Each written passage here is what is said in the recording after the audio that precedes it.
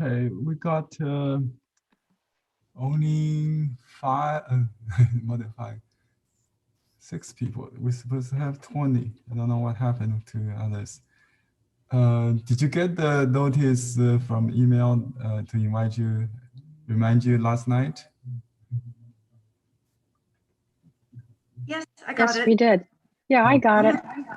Yeah. Anyway, it will be recorded. It's being recorded right now, so if they missed it, they can review it. I'm going to mute everybody. Yes, we did. Yeah, I got it. Great. You can unmute yourself if you need it.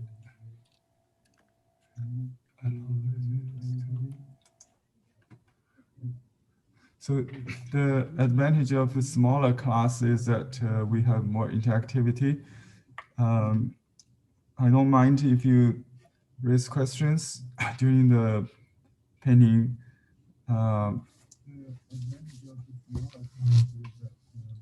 Show me your video, if you want to show work in progress.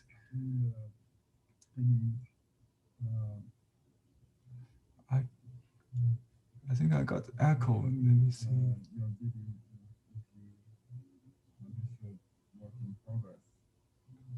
Co-host. Why I'm hearing my... Oh, I think that's the YouTube.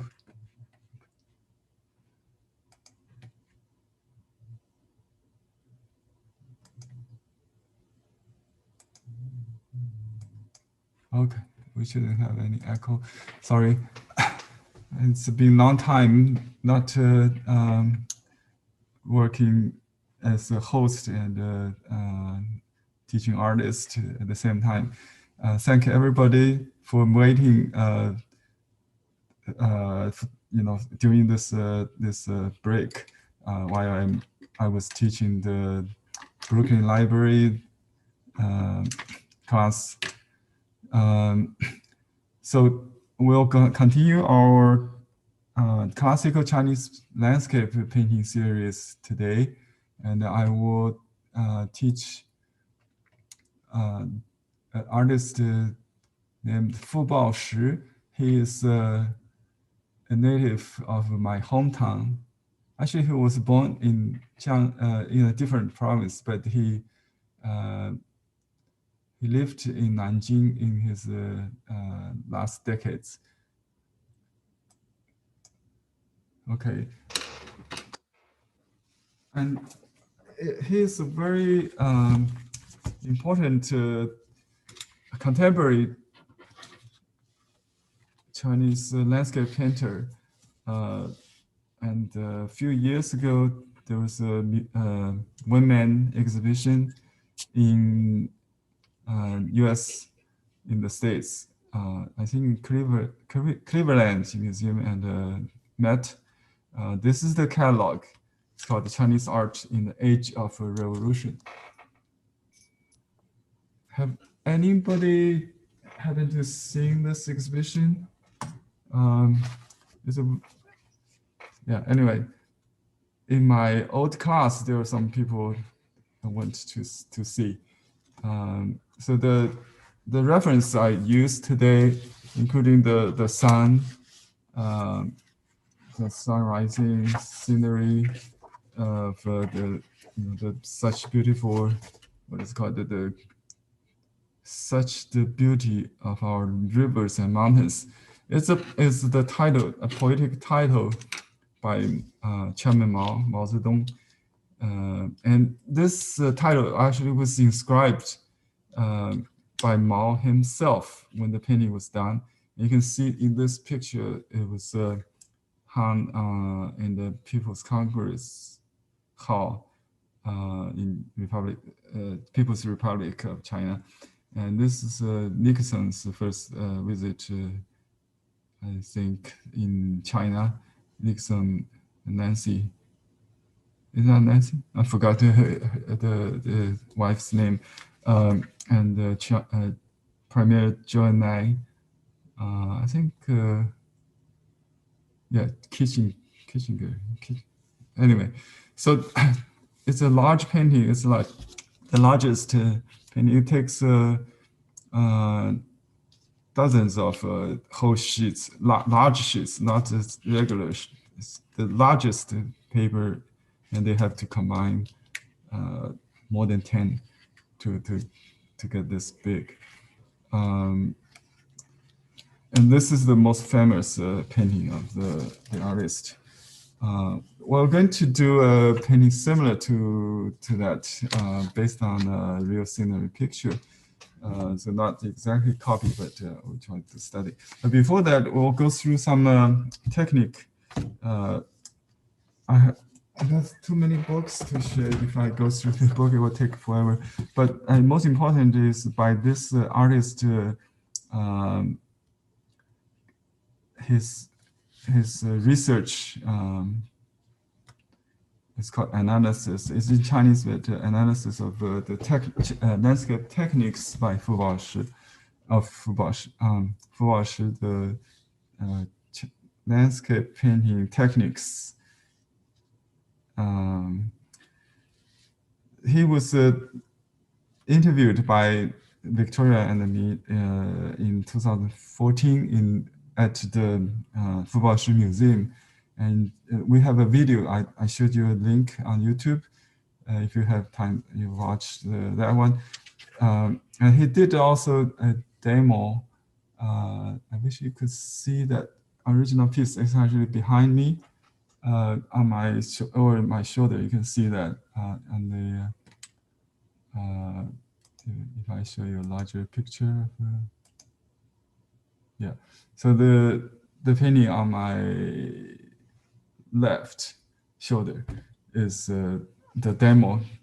Half, it's not finished, just showing how the Baoshi Cun, the wrinkled stroke technique named after the artist. This is only, if we recall, there are only 2 occasions, instances where the artist's name is named. The technique, the landscape style is named after the artist. The other artist is Mi dots, right? So now we have full wrinkles, full Baoshi full wrinkle strokes, Mi dots, Mi fu or Mi fu, I think, in Northern Song Dynasty was the first artist who created this another kind of like rainy landscape with horizontal dots. You can see maybe some Mi fu influence in Baoshi, but he also does paint does rainy landscape.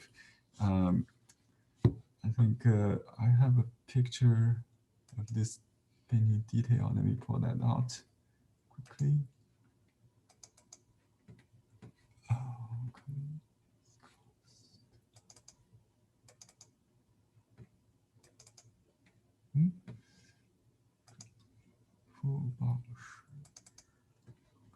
Yeah.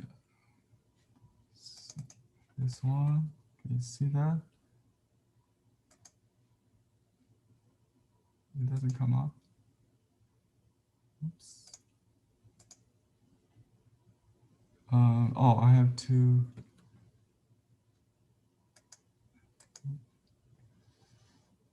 Let me just add one.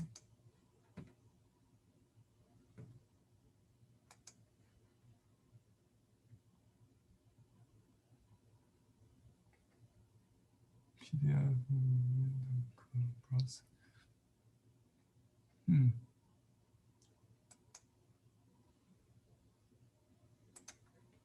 For some reason, I have a problem to showing this image. Okay, here I think you can see.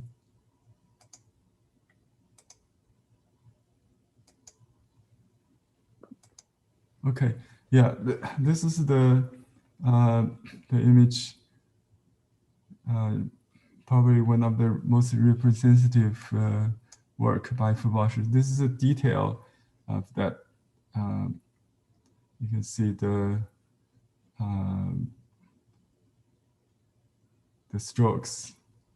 It's done on semi-sized kind of paper. I'm not sure if it's the Xuan paper or Mulberry. It could be a Xuan paper, I think, because the stroke has a watermark in between. Some other paintings. This is a sunset. Yeah, and this painting I think is useful for our purpose. I'm going to use that as a reference. Anyway, that's good. Now we see the reference on this page. Actually, this artist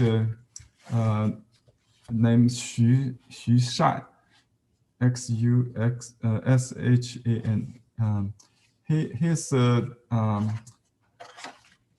He's a great imitator of Baoshi.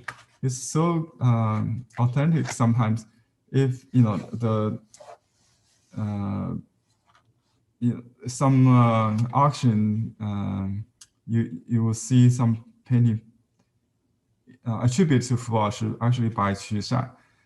He even got onto a national postal stamp. They just erased his signature and then replaced with this faked Baoshi signature. So it's kind of hard, but if you are really familiar with Baoshi, you can still see the difference. So Baoshi is not just technical; he's more a poetic, poetic artist. So his we call the gut, it's more brave sometimes, willing to take more risk, not just play with the rules and repeat himself. So this is Xu Shan, not a Baoshi, but you can see how he is. He spent all his life studying Baoshi, I think. And one of the other artists is Wei Zixi. He also wrote a book. So I'm going to talk about, according to Xu Shan's research, because nobody has actually seen his painting process except his wife. She usually plays the role of grinding ink and then stretch papers and assist in the role. But we can read a lot just by watching, by observing, by reading his work, his painting. Like for example, this painting we're going to see. So he used a technique called the split brush technique. Xu Shan in his book argued that, or in his interview with us, that he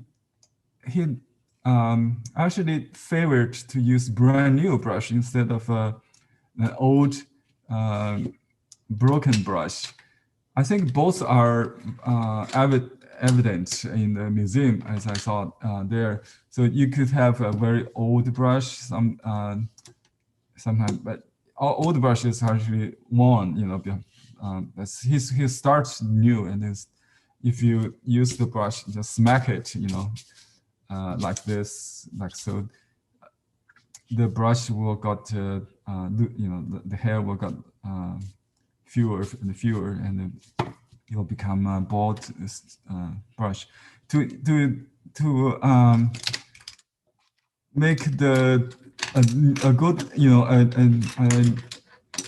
broken brush from a new brush or abandoned brush, you can use some ways.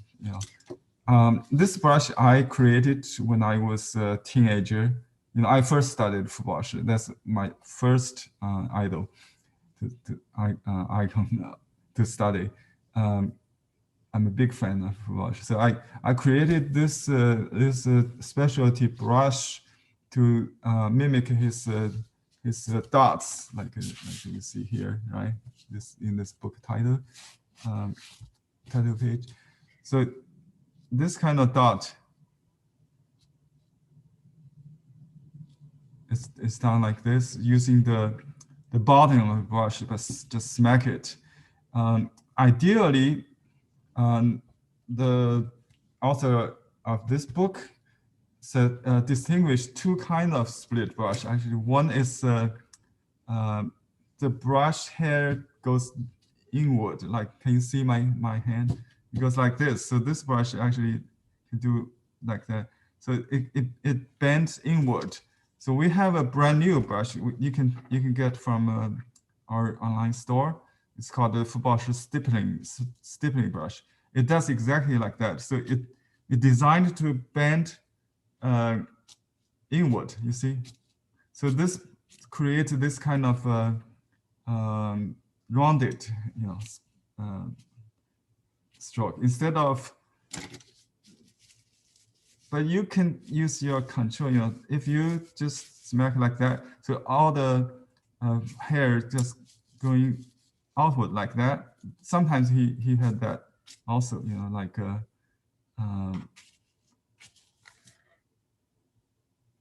I cannot really produce.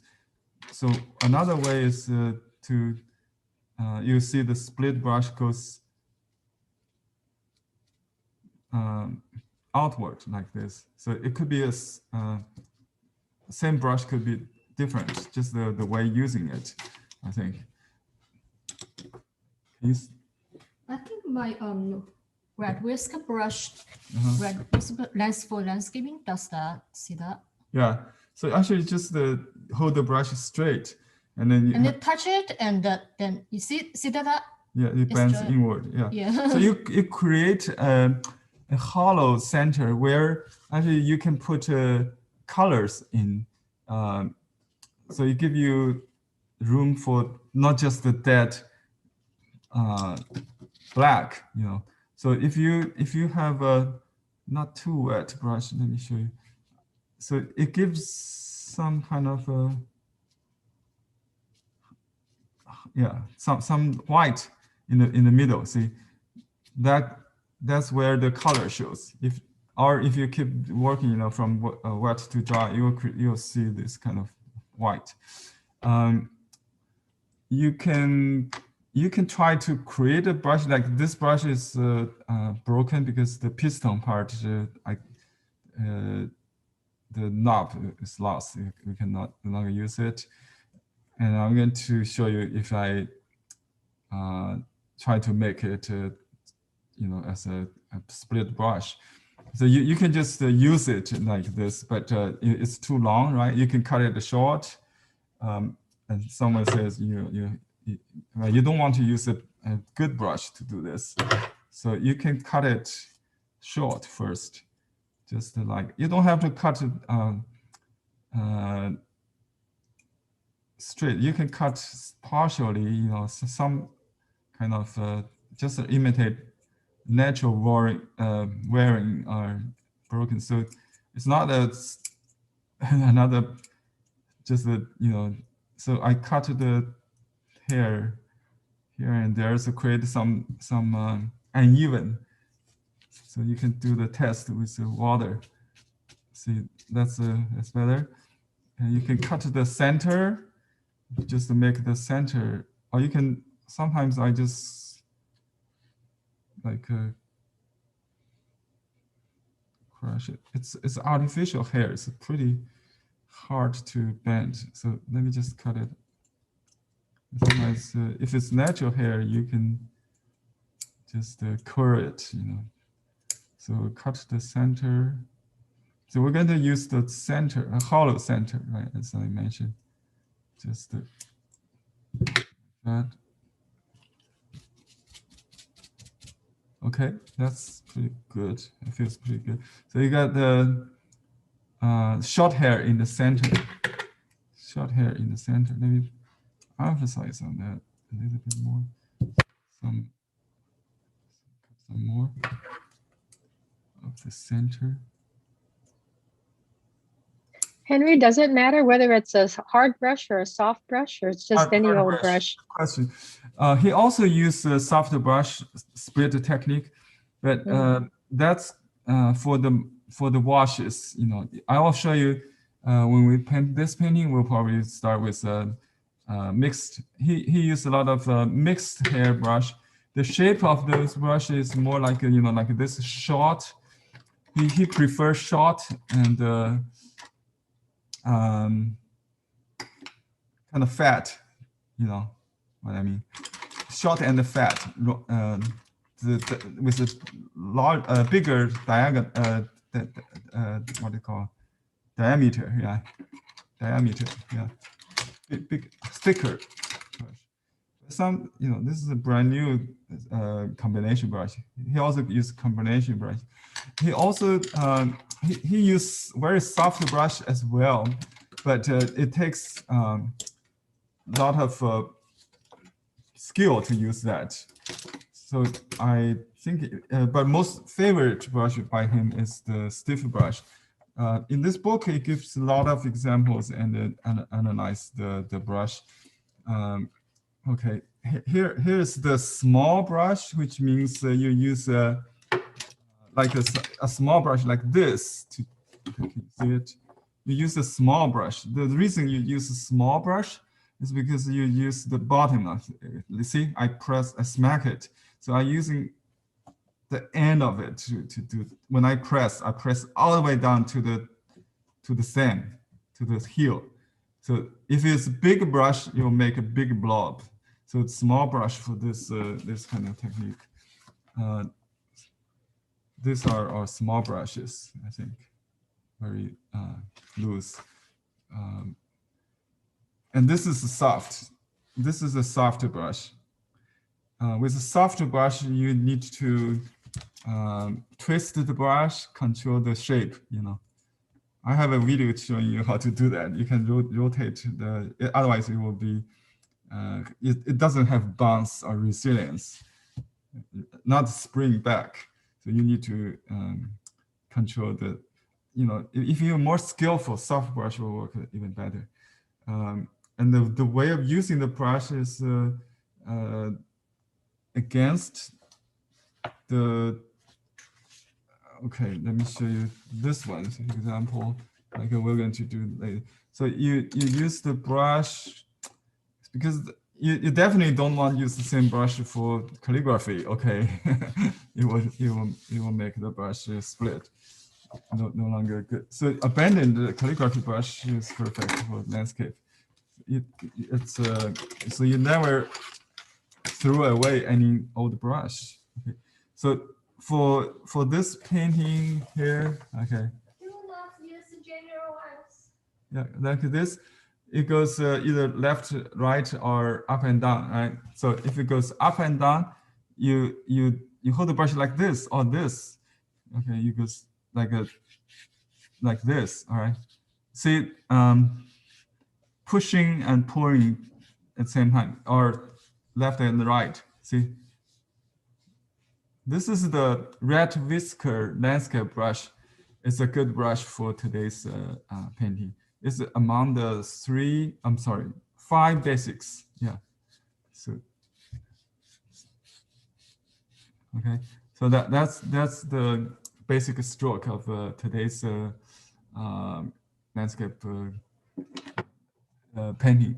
I will do like that. Okay. So any questions about paper?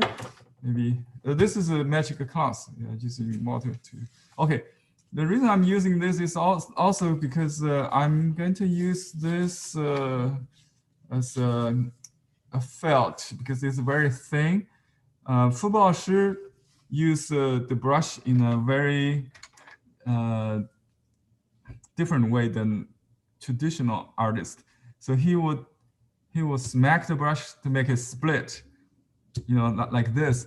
If the paper is not durable, like a mulberry paper, it will poke a hole soon, very likely.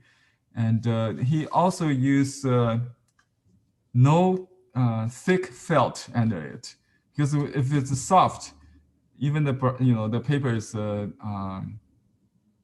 durable. It will still easy to got holes. So he used some paper, like white paper, like a newsprint, or just a newspaper. Absorbent paper may also work, If it's a thin paper, you use absorbent papers. It will help to control the moisture, I think. So he used different ways underneath it. Nobody know exactly which painting he used what, but definitely he's not felt is not his favorite. He might also use felt, but according to witness, several of my artist friends, like a 10-year older than me, they had the chance to observe in one public demo to high school kids or young artists. He used the newspaper under it. That's why people have this information. Okay. So I would just use the back side of this. I think it's not going to penetrate through. Okay. So I'm using mulberry paper. All right.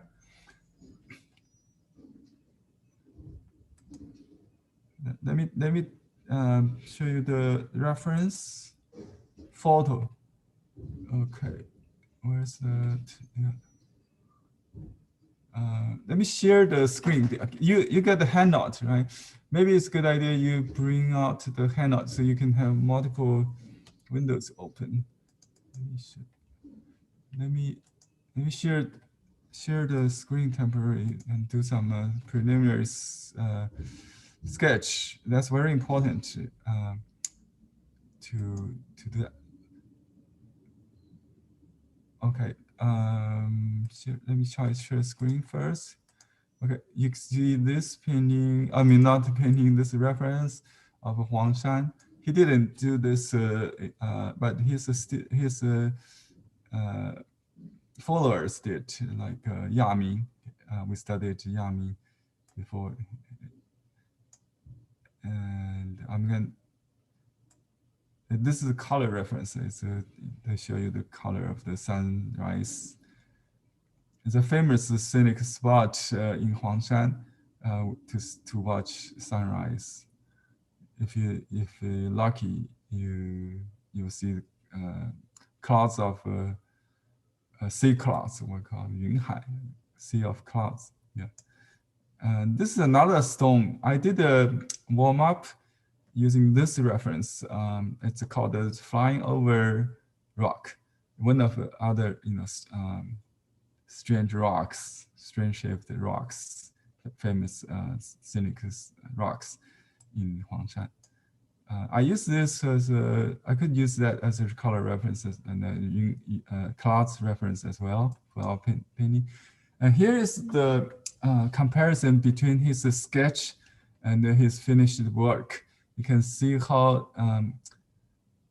he developed his mental representation, a mental image. This was a traveling sketch when he traveled in East Europe, I think in Romania or Czech or somewhere. Anyway, yeah, this is the thing. And this is another painting with a sketch. Okay, so he doesn't really paint leaves of trees, but the frame, the layout of the scene. This is the finished work, and here's the sketch. So this kind of sketch is what we should do first. Okay. And this is a book you can get from ebook. You can get from our online store for $3.99 or something. So you get 400 of his sketches to study from to get a sense of, and then you look at the finished work. When you look at the finished work, you get a better sense. When you paint, you should not refer to the photo. You should refer to your sketch. You already, planned the view, the qi flow, that kind of energy flow. He does more with this kind of, you see, I can read the qi from this kind of, and his brush movement, you know, later. He just used pencil without color, actually, when he did this kind of preliminary sketches. Okay, so if we put this painting from you know on another window, then we can do a sketch together. So let me show you. Okay, I can. Okay. Yeah, I think it's hard to. I mean, it's wise not to copy the composition of the photograph, because as you know, the photo can only see a certain angle, and you cannot really enlarge the distance or reduce the foreshortening, you know, the close up. So we need to adjust the scene. Just remember this kind. You can take maybe one photo. We can use different photos. Here's another. Let me show you the pictures I'm looking at, and then what you should use your photo for. Okay, you just should see.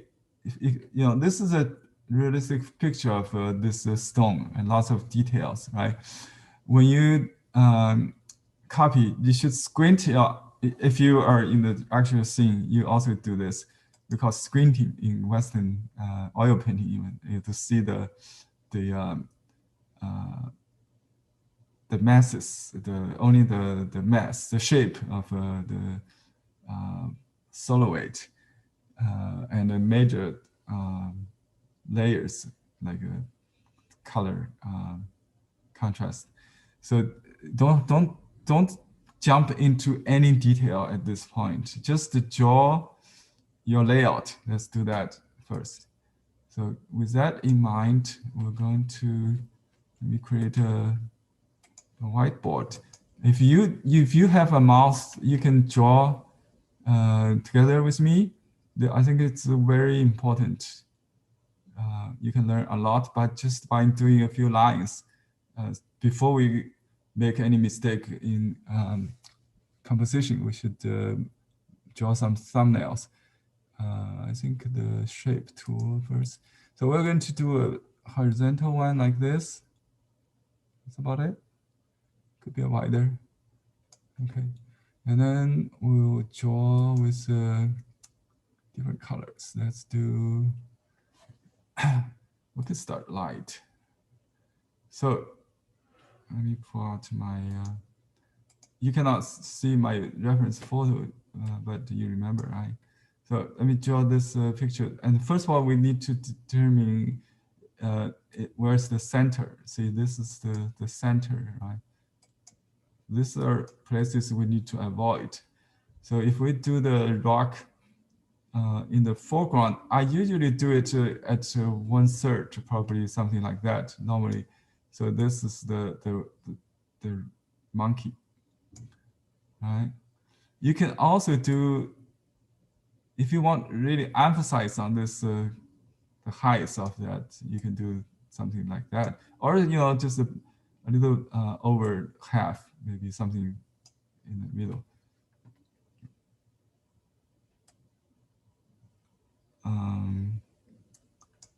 I think, yeah, maybe just a little over half.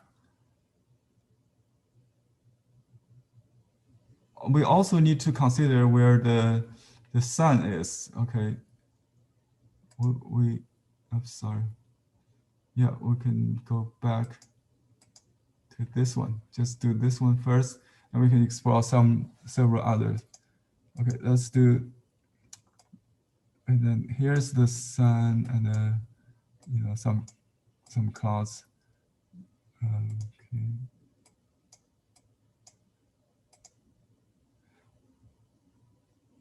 The distant mountain is There's some mountain here. I think there's some mountain here. It could be in the middle, a jumper, you know. You could have some on the horizon. Usually they are darker. It could be grays or blues. I don't have the color that just, oops, lost. The mouse doesn't, yeah, it could be something on the horizon and some islands in the middle. And there's a lot of clouds in the between the monkey and so this is the monkey rock, something like that. So this is still too photographic. I think if we want to paint more, we can maybe make this shape a little prominent here, maybe. Yeah, overlap with some,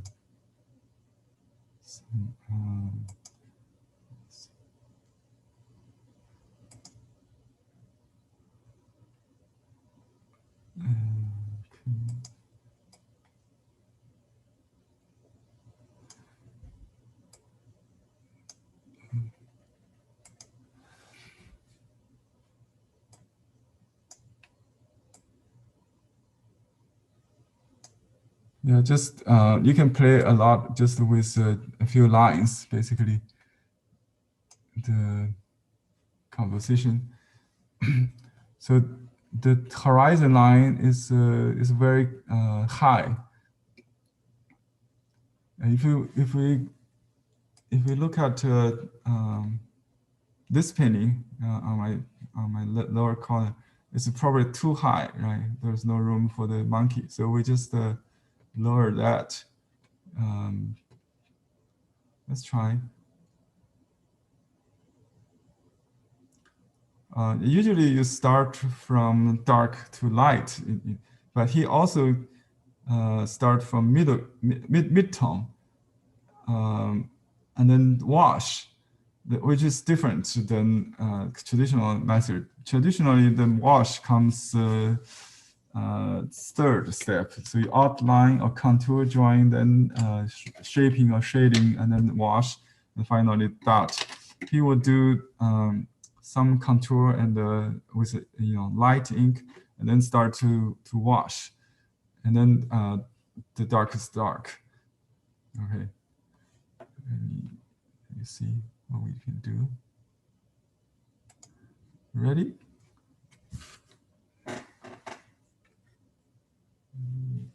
Adjust the. Okay, now you see it. Take a look.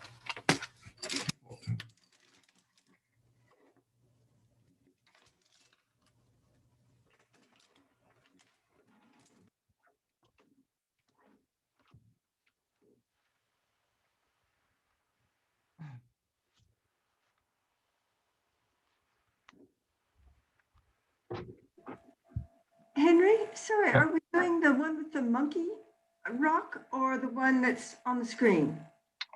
Oh, this is the technique reference. We can use the monkey. Okay, if you want to see the monkey, we can show the monkey. But remember this technique. How do I show you the? Because you didn't get this reference. I found it in the book, in the online online bookstore. So yeah, I just remember that there's a let me show. I think we can switch back and forth.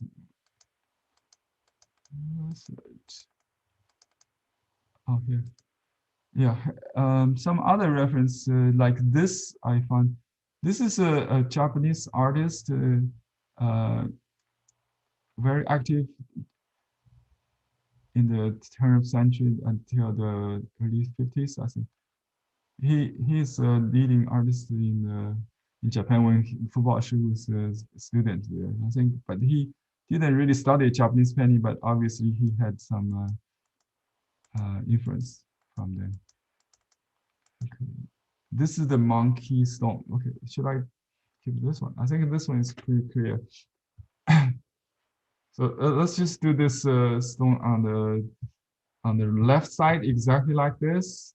Maybe yeah, you can have as high as like this much, just like this is good. This photo is good for this part of the composition. Just keep it on the less than half, you know, maybe 1/3. So it's kind of hard. Let me just use water. Okay, so you can see maybe something like that. I like this drop, and then I add a tree there somehow there. So I like this drop here. Okay, this to show the cliff, and there's something there. You don't have to create this layer. I think this light could be there. I like to keep a light, like a shining edge because it's backlit. Okay, roughly like that. You can have this little flat, a little drop, so it's not perfectly round. Yeah, that's about it.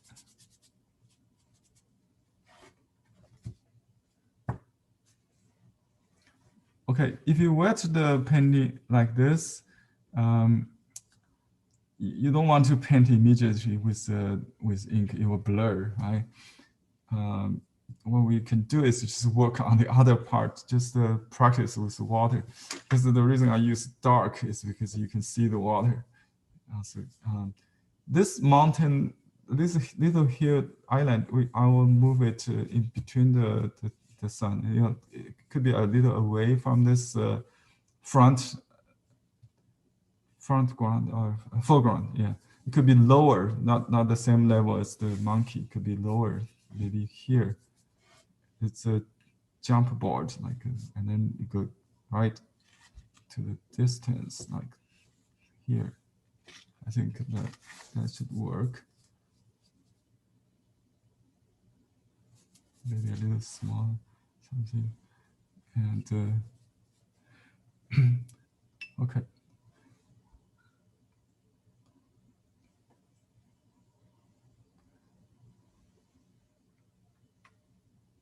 If you want, you can start doing the background first, while we wait the paper to dry.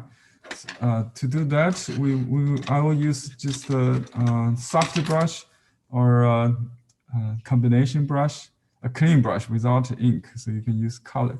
Let's get some color ready.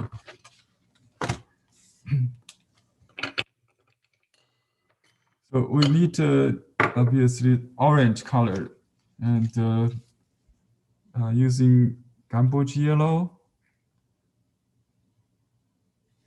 Some Gamboge yellow. Okay, for the sunshine, you can use carmine 390, Gamboge yellow 218, carmine. Oh, if you don't have carmine, just use vermilion maybe. Vermilion already orange. You can add a little, but it's kind of opaque. That's why we call this carmine in Chinese 曙红, means morning red. I think it's meant to be the white, I mean the red, pink sky color that you see in the morning or sunset. That's it. And for the sun, I think we can use a little vermilion. It's opaque, so it will cover the color underneath it.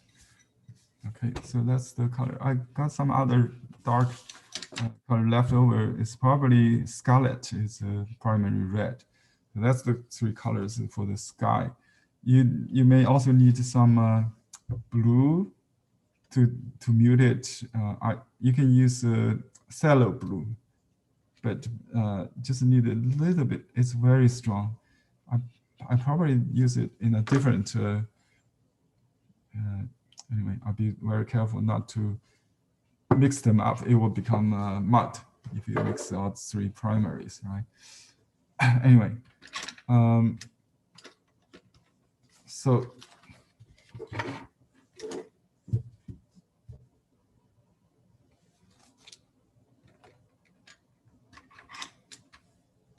let me just give a try. There are two ways to do the sun. If you want to, have the white sun, you have to use some resist to save it, or just have to keep the paper empty, which is difficult. So I will just do the red sun, so we don't have to save the spot. Okay.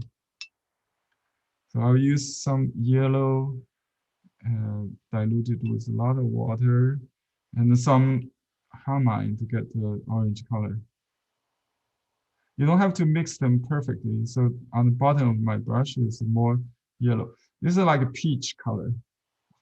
It's like a peach color, I think. You can have a yellow first, then you add carmine. So they mix on the paper. That's also works. But because this is like a sunrise, so you don't really have the yellow. If it's a daytime, I will use yellow on the horizon. It's like a ochre color, but this is more red, I think. Baoshi may wash it with multiple layers, so you can dilute it without commit to it. Don't expect to do it right away. I can spray a little moisture, so my stroke will be softer.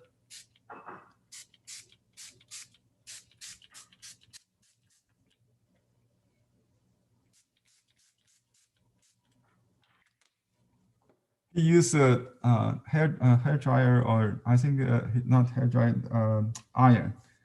Yeah. So also notice that it's warmer near the sun and cooler.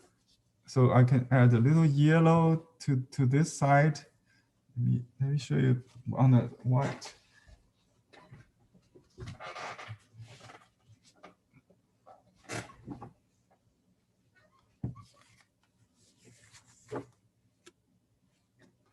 Okay. First mistake already. My horizon is lower. Yeah, you need to keep the horizon kind of white. So let's just continue with that. So more yellow on this side, and you can add a little blue to the other side. We'll get to that.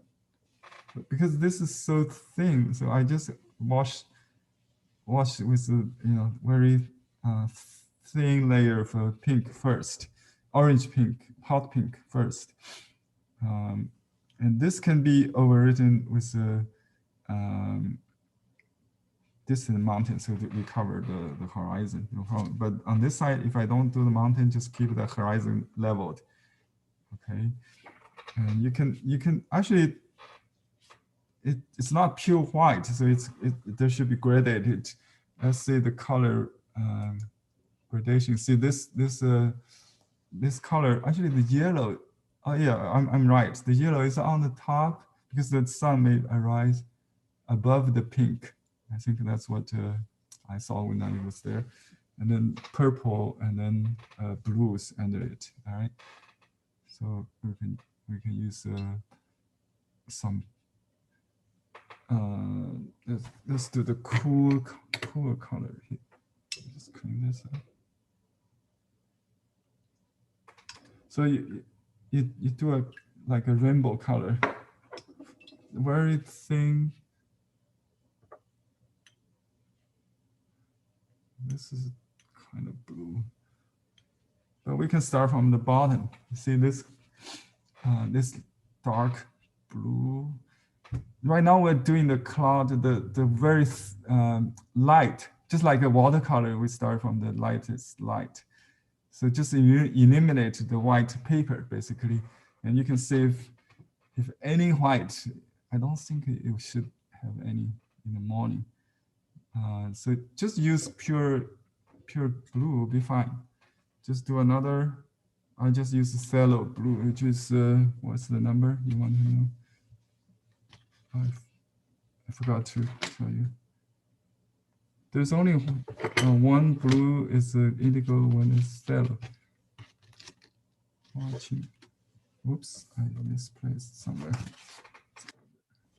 Couldn't find it. If somebody knows the number, you can maybe type in the.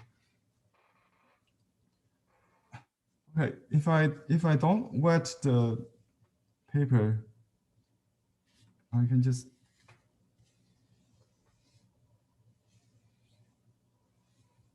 It's okay, I think, to have some texture, because this Mulberry paper does not keep stroke separated. So I just do a gradation from not very dark, from dark to light. And you can have some more dark here, darker here on this side. Oops. Just move it here.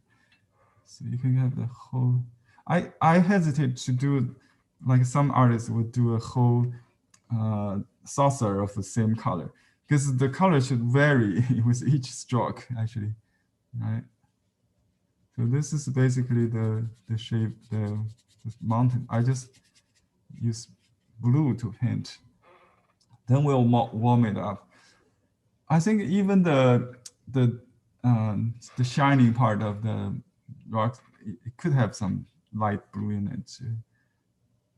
But you can save some white, some white paper for that. Okay, then we dilute it with a lot of water, and we start to add some color, some red. Oops, that's too much. That could be the island. Happy accident is, I hope. And you can just overlap these two colors to create the purple. So you just let the color blend, mix on the paper. You don't have to make it too even, but there's general change from cool to warm also. So there's more blue on this side. On this side, and then a little warmer. Remember the yellow and blue mix into green. There's no green in the sky or in the clouds, right? So you want to have a purple, a pink in between the yellow, and so the blue and the yellow does not meet. You could have yellow here, but not yellow here, right? You understand? You can have purple and then yellow. That's a general principle. There's some green in the mountain. That's okay. Here, just so basically this is the background color. Oops. If you want to reduce, if it's some too dark, you can blot it. Don't keep adding water. The paper will falling apart if you do that. So it should have, when you try to paint wet into wet, blot it first. Okay, use a paper towel or just a wetted painting, because paper towel may have this texture. My paper towel is very good without the texture, so I use paper towel. It's cotton paper towel. Doesn't have texture. Specialty paper towel recommended by my Western art teacher.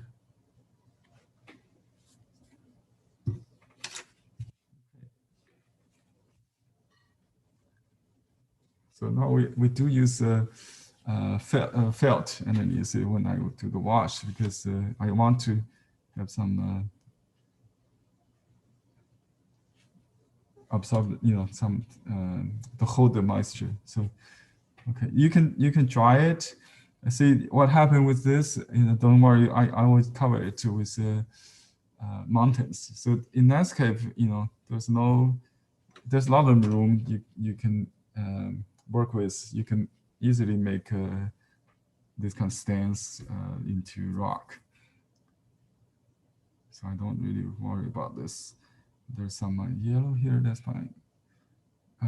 You can start to paint, but it's good idea to fix each layer so they serve as a so just dry between different layers. Okay, just like a Gombe painting, they have 7 layers. If you keep working wet in wet, it will become muddy. So just now, we start to worry about value or darkness. If it's too dark, you can use water to lighten it. Just add some water and then blood. It may take a few minutes to take effect. Okay.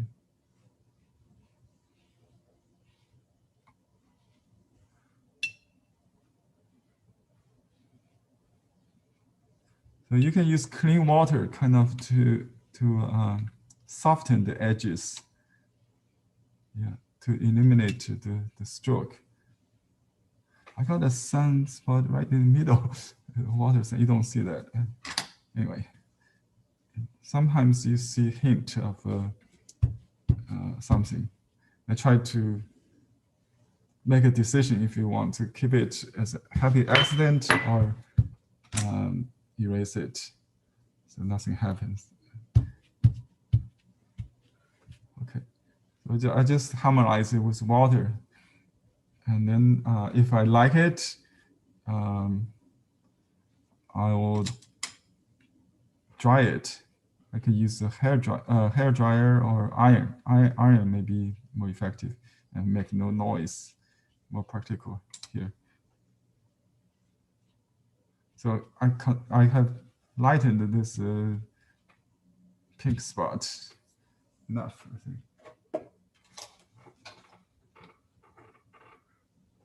It dried lighter anyway. It's very light. Just to get rid of the white, I have just a little bit white in this area. I don't know if it's useful or not.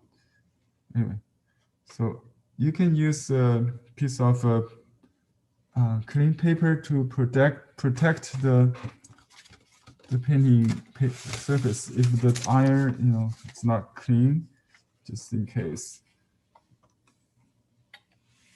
Sometimes it creates different texture, the heat. You see it might create something. I don't know. Last time when I had the cyst, it burned, it became brown. This is only water, so it's safe. So don't iron if you use almond or milk or something. Just let it dry naturally, I think. Okay. You can just dry the area you're working on and keep the other areas wet or damp. You can still paint wet into wet if you need. Okay, so I just dry this area.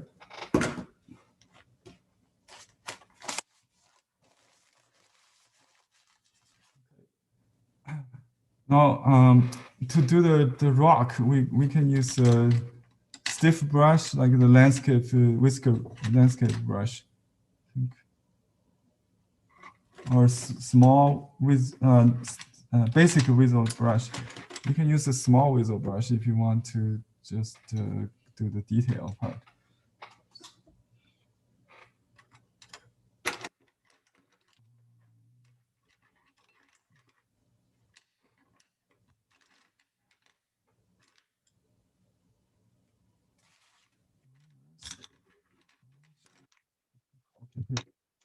This is the red whisker brush. So I got some ink here.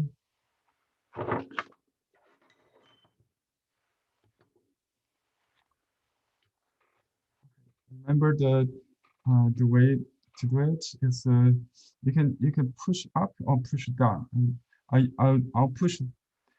Depends on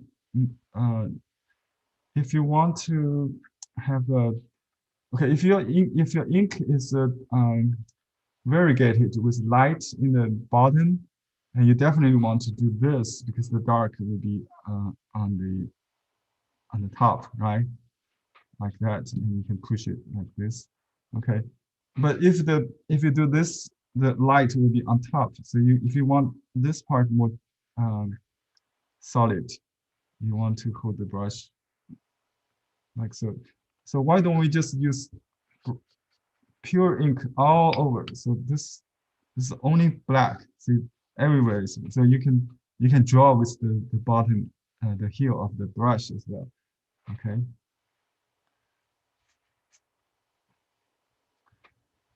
So just don't repeat exactly, but the movements back and forth vertically. Push the brush down and then pull back and then push. When you push, the brush split. Yeah.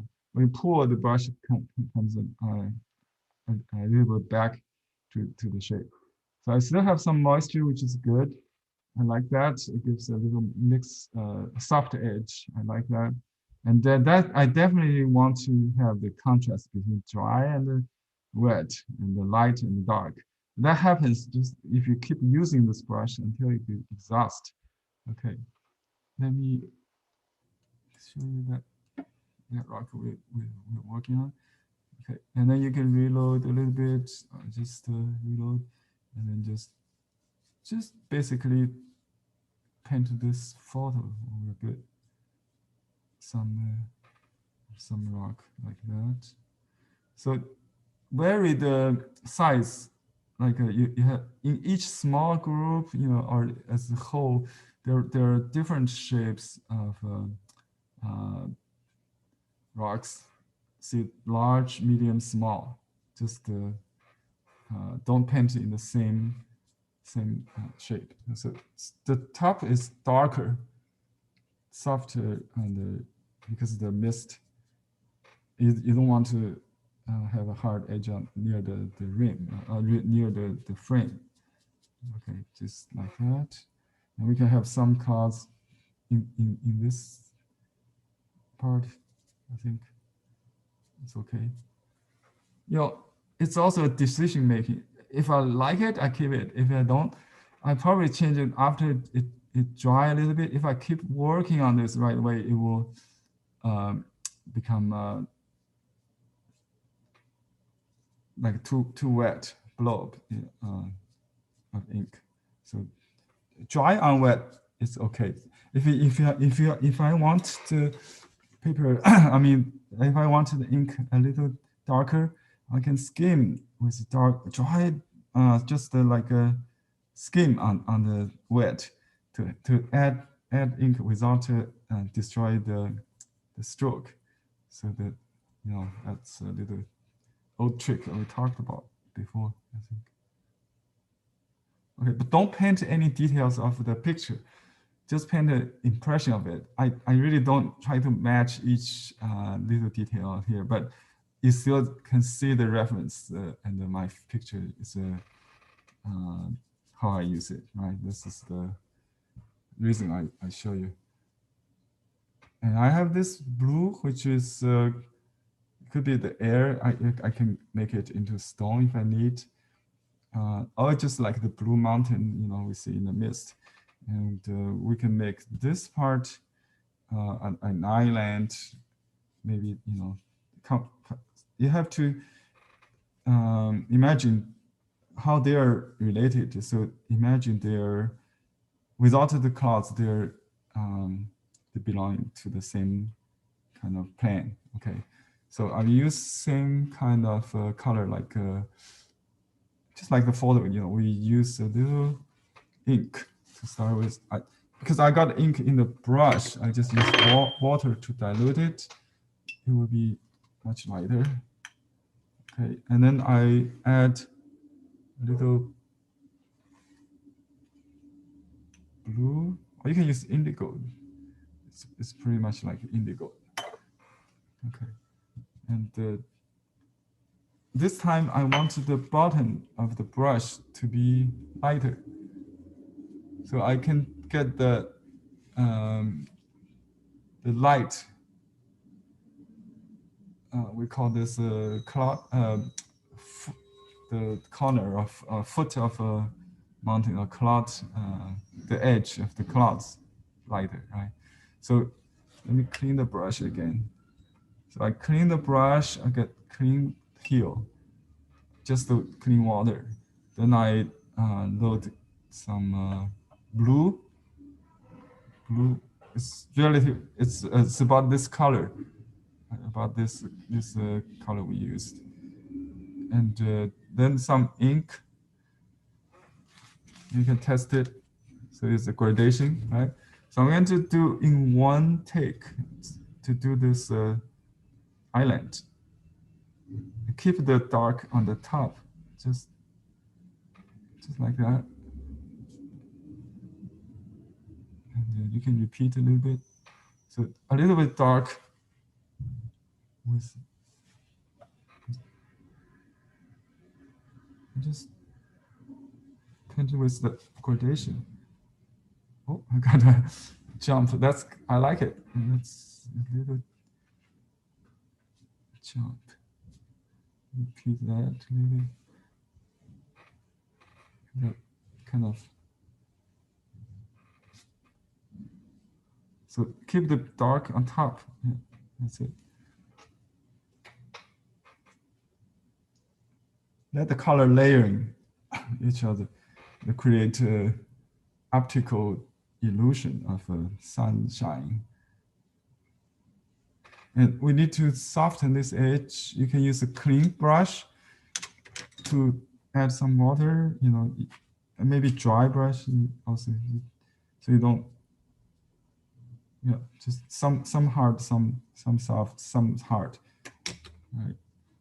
And you just you can give a little substance if you want to, just hint there's a rock in the mist, you know, something to mix this, to bring this part together. And I start to draw the clouds. Use dry brush to add substance, bone to the color. It suggests things underneath. Some okay. The cloud has this different, just different than this mountain top. The mountain is dark on top and then light underneath, right? Okay, what happens if it bleeds like this? The water tends to go to where it's dry. So if you wet this part, you will drive the ink, the pens up, right? To stop that, you simply add clean water like that. It will dry the ink back.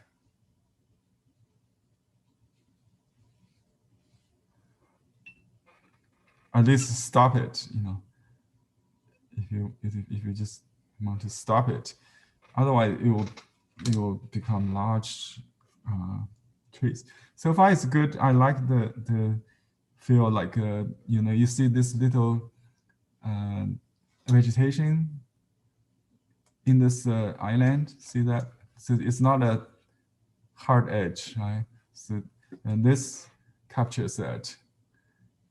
And by doing some water, it will drive some back. So, and I see the cast shadow behind that exactly look like the picture, because the water comes drive some ink back into the drier part in this part.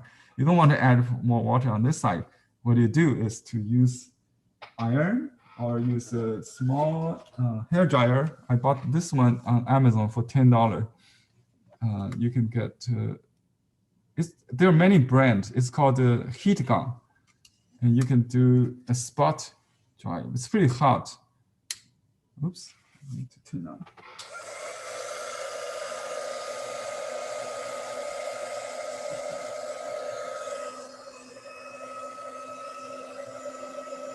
And the best part of this, it's quite quiet than regular hair dryer, so I don't have to turn off my microphone.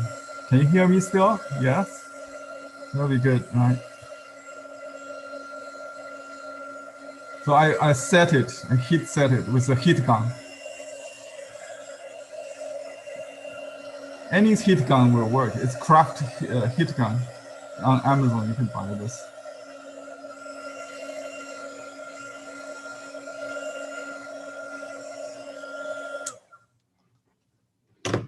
Okay, so that's how I control water. So this is still wet, so I wet the paper to dry before I add the monkey. Okay, and it should have some warm color. I will add it after it dries. I will add that glow, the yellow, the brown. So I will do the warm color separately. Yeah, otherwise it will become mud. So after this dries. Okay, now I need to do the distance. Let me take some other reference. I don't see anything we can use. Oh, there are some mountains we can use here. It's probably too much. Let me see. Yeah, something like this one. We already have some here. Oh, just clouds. Let's just do this one. Okay, we can add some. Remember to make sure the mountain is not too big. Keep the remote mountain small. That's a very easy mistake. So the way to do that is to use a small brush. Maybe you can use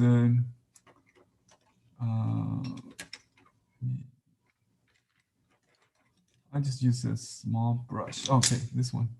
This is a combination brush. It's a liner actually. Embonian BHA Rens liner is very good for this kind of wash too. So wet the brush, and there's purple in the. So let's do the. I think we need to dry it, otherwise it will blow. So we dry. We need to make it completely dry. Don't paint wet into wet. If needed, you can use a water brush to soften the edge. I'll show you how to do it. I think if you recall, we did this kind of mountain in Southern Song style painting, Xiagui's class, right? Do you remember? We do that on sized paper, I guess. Same thing. You can just like we did with this mountain. It's similar, just like that. So you can use a smaller brush and clean water to begin with, then some purple. You need to blend it. We don't have purple color. You need to make a purple from cello blue and carmine. Yeah, and dry the brush. Okay, but if it's too dry, you cannot really paint. There's a little moisture, which is good, and then the top is more intense, so I use little color without too much water, just to get it. And then it depends on your experience, just estimate how much you need on the tip for that dark edge. And you can take one from the photo. Let me enlarge it. See, you can see mountain. Can you see the mountain? So there are several layers. There are clouds in between. That's good. So we'll just do some horizontal stroke with some ups and downs, the skyline kind of. So we don't have to start from the last layer. We can test the water. We can start from something in the middle, like here, I think. But you need to consider the distance. So it should be above, quite far there. So let me just do it this way. Goes up because this is dry, so I can go quite slow. And you can go back, just keep this position.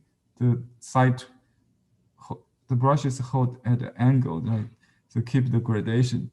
And you have to reload the same way. Near the sun, they should be warmer, so more orange color, maybe. Let's just add more dramatic color. I got some vermilion. That's probably too red. We save that for the sun. It goes, oh, that's quite warm. I change it quickly to my cold colors just to blend it on the paper.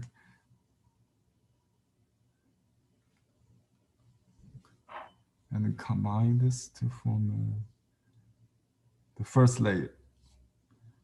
Okay. And see this bottom, it should be light. So you need to really control the pressure. It should be soft, and then you can soften it with just clean water. Just bring it down a little bit. It will take some time to see the effect, but you can maybe add a little blue also, some part. If it doesn't bleed a little bit, but not too much. You need to show the kind of like floating mountain sensation of a floating mountain. Okay.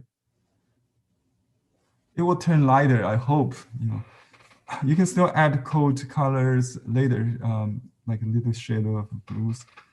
Don't keep working. You can reduce the intensity if you think it's too dark. Just blot it a little bit with a semisized Xuan or some, like this. Not too. You see that reduce it, and also set it so you will not bleed, because you might start to do this because I added water. Water goes up, so that you can also blot the water if you think the edge is already softened enough. Okay, so that's the first layer. And then I need to, you can use a smaller brush. Baoshi is an artist who use different brush for different functions, unlike many other artists who use one brush for all painting, either is soft or dark or stiff. Baoshi has happened to be an artist who is very articulated in his tools. So he used different brush for different functions, and you'll see the reason. Okay, so I'm going to use a small brush, just do the little strips of like that, something. Just like a.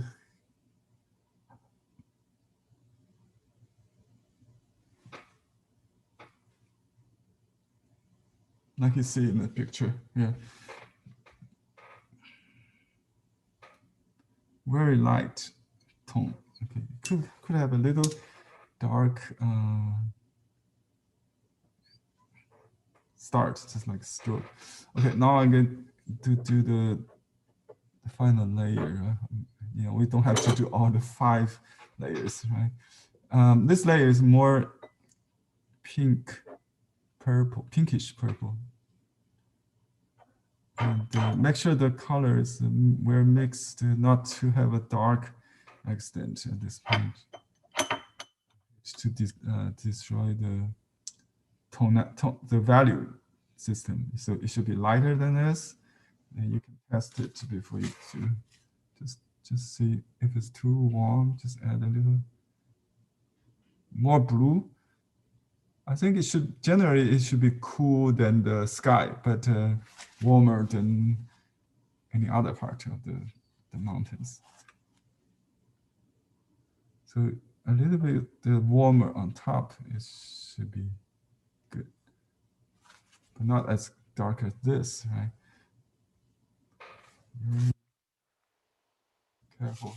Okay, we'll just do. You remember the Southern Song Dynasty mountain, just like that. So it's pretty abstract kind of geometry.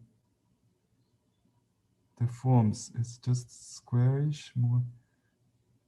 And you can just do the outline first and then go back with the same brush. Okay, I think it takes a lot of experience to read the value correctly, because it's dry light. Good advice is to go lighter than darker. You can always add to it. You cannot reduce it, right? So it just if you cannot decide, just do lighter and then add to it if needed. Try to. I think we practice this kind of stroke, like a wave stroke, press and lifting, kind of. And you can use a little water to soften the edge on the bottom. So it should be a little darker. We can highlight that later with the. It's a little dark. Okay. And you don't have to copy the photograph, just the reference, you know. So I'm thinking, because I got that spot right there on my paper, I'm thinking this looks like a sun, but it's in the middle. I don't know if that's a good idea, just to put the sun right in the middle.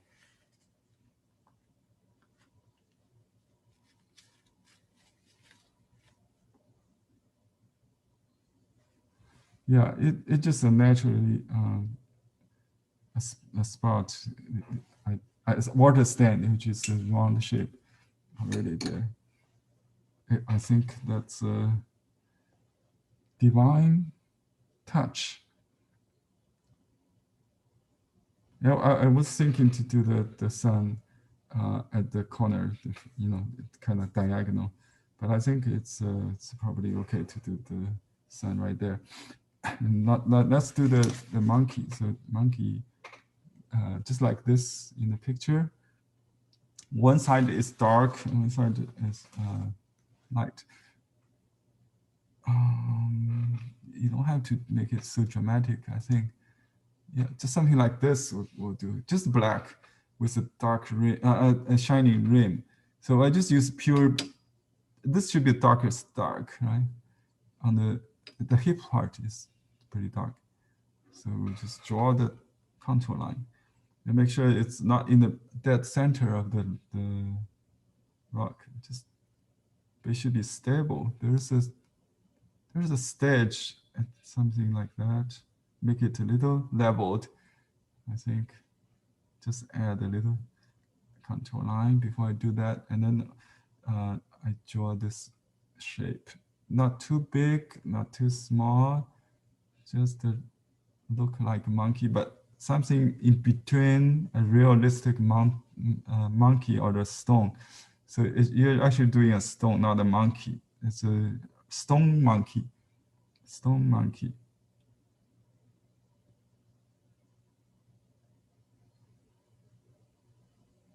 Yeah, just a shape. Okay. Just enough to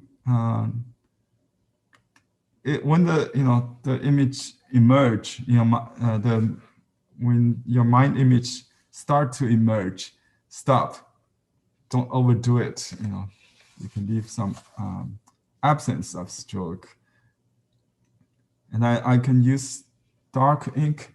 You get some dark from the bottle. You can grind your ink. Baoshi always use a high quality ancient ink stick he collects, and he uses a tone oil soot. Okay, and we can dot the trees. You can also paint a pine tree there. Oops, I think I dropped some ink. Oh, I think it's from the bottle. Yeah, that's the problem with this. It got bubble and it just created this little tiny dark dots. I don't have a good solution for that kind of accident. So my advice is to avoid opening your ink bottle on top of your painting next time. So a lesson learned. Okay, so I'll paint this this tall pine. They're not symmetrical, and then with this kind of horizontal arms, but not exactly horizontal. So just to vary a little bit. Oh, the size should be a little smaller than this, but I kind of exaggerated it, make the monkey look smaller. And this one could be a little broken on top, so that one straight, one kind of lean to the right, and then a small one or something on the edge. And here you can use this kind of brush, okay, and just dot this. See, I stop and then kind of rolling a little bit, create rounded dots if needed. So not just hairy dots. You need to have enough ink, not just dry brush with. You have to make it feel like a bush or a tree or some vegetation, not just little tiny dots. So just kind of dry brush, but slowly control the speed with little movement like that. Okay, I usually don't paint with this kind of brush. Okay. You can add a little more lines if needed, and add a little tree trunk if needed to make the dots into trees. Just a little hint. There's some trees next to the mountain, the monkey. This side, some here. Some, don't copy. Don't copy, Henry. So that's it. The sun, and then the warm, shining edge will be done. Okay. I will use orange color with a mix of yellow and vermilion. Oops, I better mix color outside the paper, so we don't make any drops on the paper, on the painting.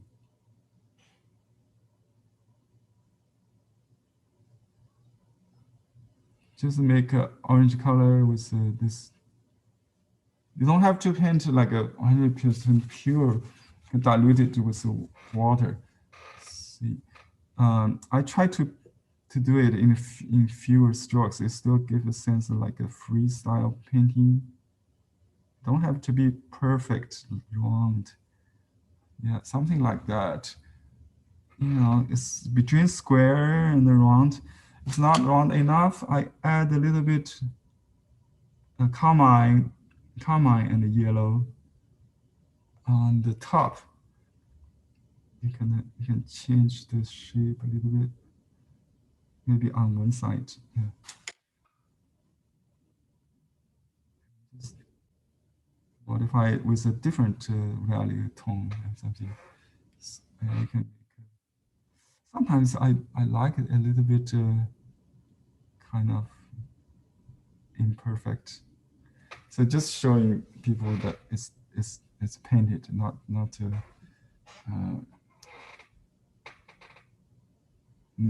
drawn with a mechanical tool. Okay. And you can, yeah, even soft the bottom edge a little bit. You can use, I don't think it's a good idea to use any white. Just use water because you can soften a little bit. So, yeah, if it's too dry, just soften a little bit. Be very careful, and if the everything correct, just blot it to prevent it from blurring. Let me zoom in so you can see my sunshine right there. As I said, it's an accident. This spot, I got a drop of water or something, create a stain, which is a white rain there. Okay. Now I'm going to do the ring of light in the foreground. It should be dry enough, I think. The tree should be blue, green, kind of. So you can wash a little bit with you can add brown to the. It's morning, so it's not pure green needed. It's just a jungle green, right? Indigo and brown should make a good color for that, or just vermilion, you know. So I created some color first on this pine trees. I think we taught pine tree before, distant pine, and this is distant pine, and there should be some. The foliage the needles should be on top of the branch, not on the bottom.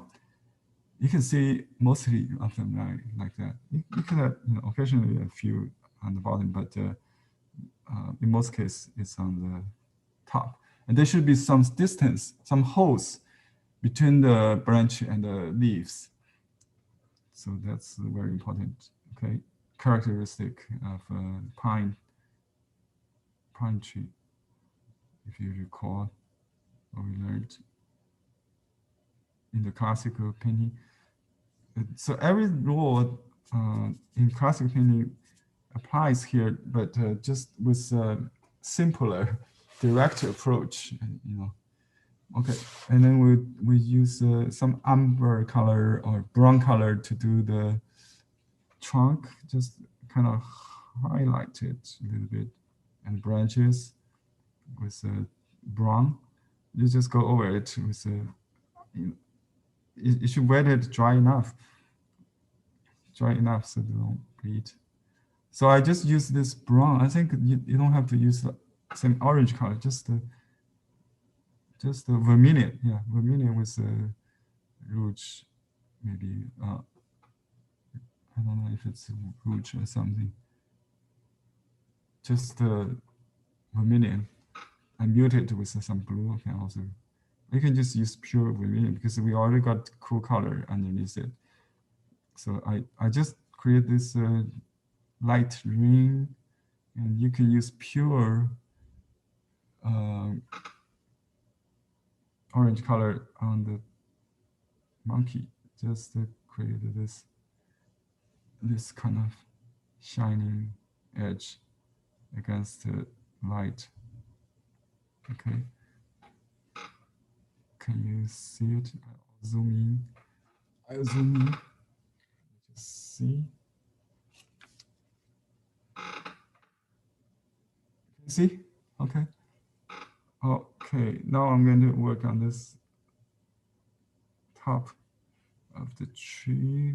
We add some vermilion. It's not a foliage, so maybe add some yellow too. Don't make it look like autumn foliage. It's a little different, just a little bit. So that's why I have the cool color under it. It's just maybe just on top, not on the bottom part. So that created the glow of the sunshine in the morning. Okay, you can exaggerate that. You can create. See that I just add this to. Yeah, I do see some brown there. They also got local color of warm, but mostly on the light side, on halftone. The turn between dark and light is the most intensive color saturation, or chroma. What do you call this? Hue. Local color. Yeah. Oh, got a whole bunch of different terminology from Western painting. That's where we learned. Baoshi learned his. He used a lot of watercolor techniques.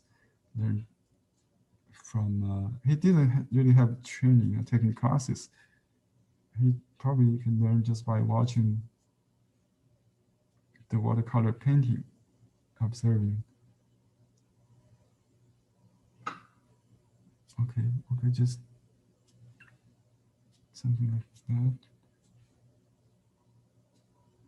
on this side, and just warm it up. Overall, it's a warm kind of. We need to warm all the coats, maybe just to make it warmer, and you should feel the warmth. What about this? I think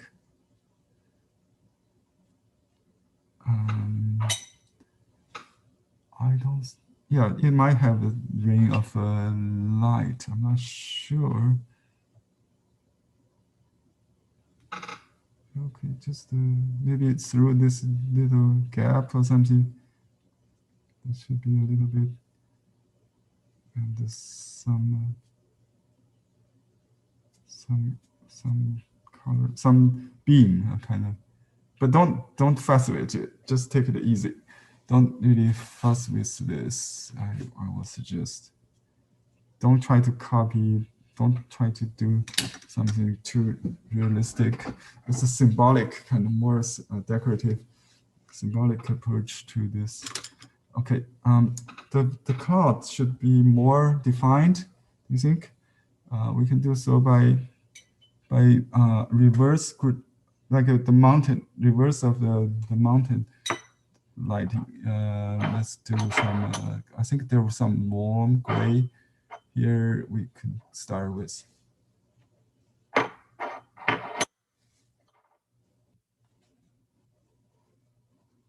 So you want not so much saturation, so it means more gray, kind of warm. Just mix all three to get to the. There's still warm and light. Let's do the. We already have cool there, so we need to have warm to create the floating clouds on top of this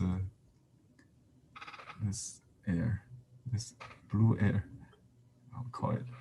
Okay. Okay, let me just get a warm, really warm gray. And see, I should have some more water in the here. I just add with a clean brush, just some water. So I just do this. Okay, it's probably too dark. Create some wave.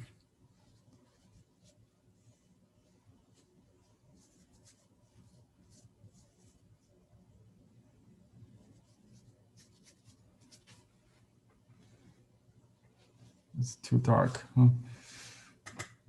But when the paper is dry and wet, it's a very hard to tell.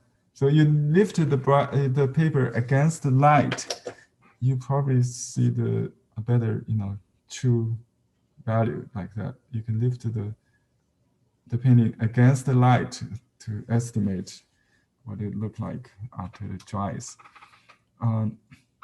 If you do believe it's too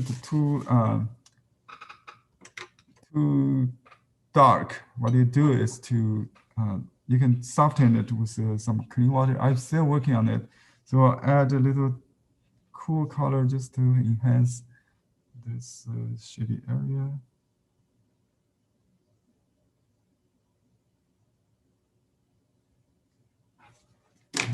Okay. So blotting is a very important part of Baoshi painting. He is blotting a lot in the heat set. So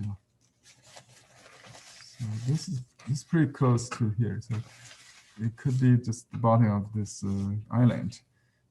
Then I'll be very careful just going to the more softness of the cotton-like clouds. So let's just do another try. And you also need to reduce the size of the shape. So maybe we just create something with almost clean water, and then we use the guiding stroke just to add some value to confirm that. So it's basically very light, very light gray, not gray, yellow color, orange, yellow, a little gray. This is the clouds. We probably use Baoshi approach. Oops, I just got another drop. Just use you can flat the brush like that, just like he does the water, the wave. There's some cool here. Just just like painting water, right?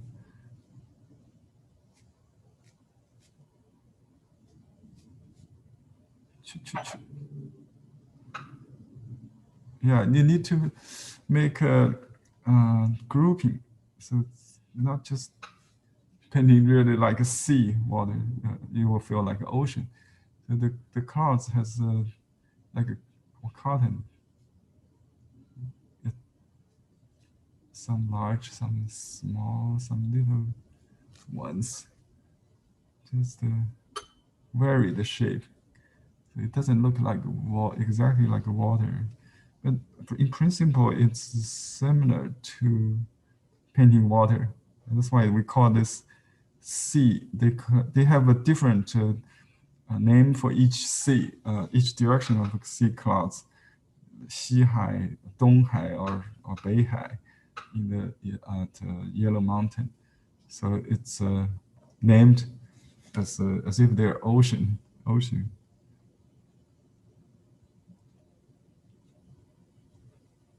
Yeah, so just kind of wet in the wet, but very dry, so it does not destroy this kind of shape. And just paint the dark corner, kind of like that.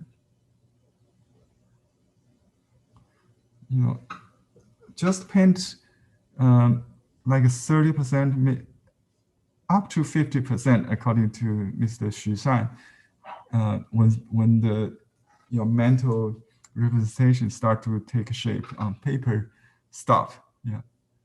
And you can look at. I'm looking at the small image on my video. It actually shows better than I look at a real picture in front of me. So use a camera or something, you can see better. A mirror. Okay, so on this side, the cooler near the monkey, I can do some, just a little hint. Dry brush. That's horizon. And it's pretty much like a lavender or purple. It's too dry, so I need to add little. Sometimes I add a little water to the tip of the brush, so my brush is very soft. My brush stroke is very soft at the beginning.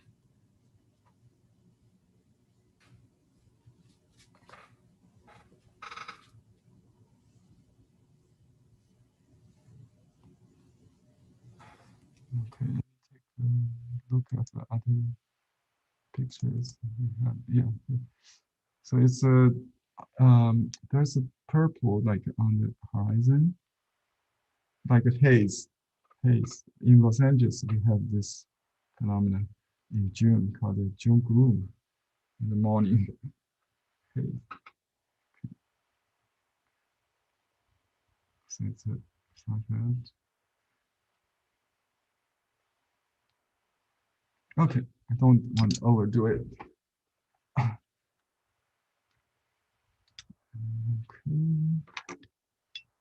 I feel this contrast is a little too strong. The shape may be too hard. So before it gets dry, I want to soften that and just paint, just bring this to value closer.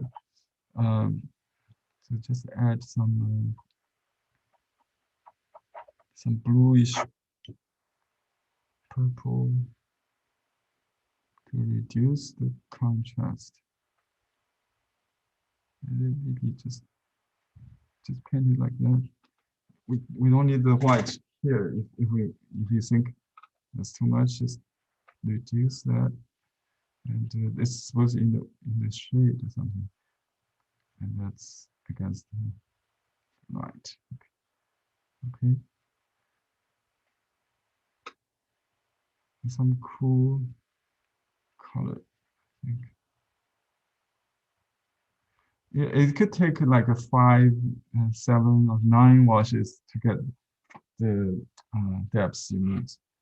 So just go slow, go light, very light, very slow, very gradual. You don't expect it to get the result at one take.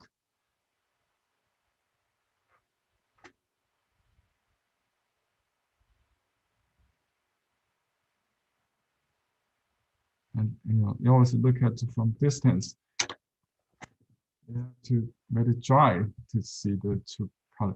And I want to create some kind of beam in this gap. You can use when it's not dry, you can use water sometimes. Just the water to on watercolor. It's on watercolor paper you can just wash out, just like blotting. On rice paper it's not possible. So what we do is we can use white or just opaque color. I have a color called Naples yellow, which is opaque yellow, which has yellow in it. You don't want to use white because white is too cool. You have to add orange to it. Okay. By the way, I keep my color in a plastic bag. I put a paper towel with water in it. And it's not only keep it from dry, it also softens the content. So it's easier, just like to squeeze out toothpaste. You know, before it's kind of hard. And I learned this from with a friend, a student in Hawaii. Share this. Okay. So I use opaque white with some opaque yellow with some kind of. You can enhance that. Just add a little more. I just paint like that. Just a little. Imagine the radiation line, you know, from the sun here. That created this kind of sensation of light shining through from the sky, through the holes of the pine tree or something like that. But don't overdo that. If you do it too much, it's like oil painting, not Chinese painting. But I just show you, it's possible to depict the light effect, okay, in contemporary painting, as Baoshi and other artists is trying to capture, not only the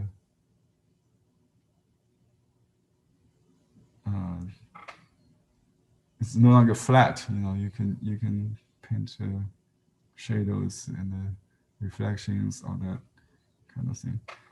All right.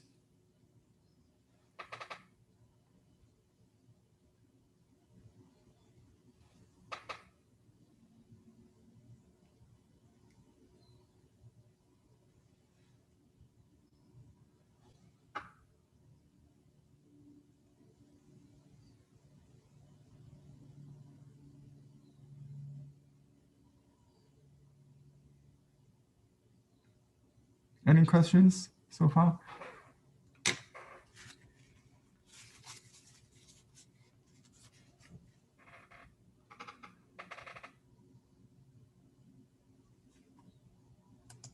How are you guys doing? So I need to add, another thing you can do is to add colors on the back. I haven't done that, but that's to avoid, you know, covering the effect on the surface. You can add a warm of color, just like so. You know, if I do it on the front, it will destroy everything, right? But now I can add some yellow on the back, and it just sees through a little bit. You can see on this picture there's some kind of yellow. If I do it right here, it's too strong, probably. So you can, if you have some yellow glow there, maybe. Just to warm up a little bit. Also to clean my brush. I try to find a use of it. To be frankly with you, I don't wash out my brush. I just find a place where to put this leftover colors.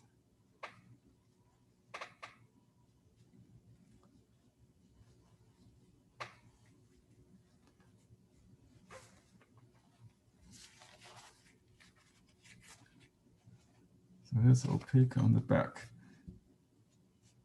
And it might be too strong before it gets dry, but let me dry it and you'll see. Okay, let's just cover it. You can harmonize it. If it's too stiff, you know, just soften it with water before you set it. Okay. I'll just add some water and let. And I just put a little another blotting paper on it. Just, oops.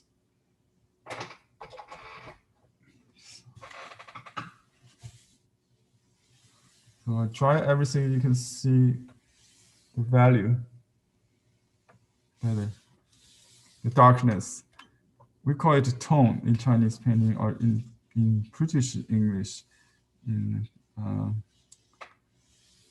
US, we call it value, referring to the darkness of color, dark or lightness of color. Some color like red is pretty light. Even the intense red on a black and white picture, it shows like a light gray, not dark. Some color like blue is dark. The cool color usually dark. Yellow is light. Yeah, the brown is something between.